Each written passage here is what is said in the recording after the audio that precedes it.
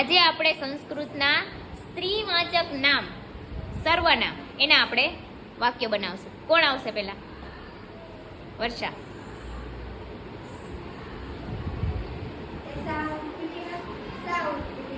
સરસ. એસા ઉત્પીઠિકા સા ઉત્પીઠિકા. ત્યાં પાસે જઈને બોલવું પડે તારે. એસા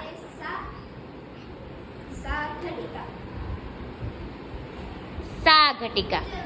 વેરી ગુડ. ચલો દેવાંગી. સા જલકુપી. Very good. હવે કોણ આવે છે? છાયા. સા માપિકા. સરસ.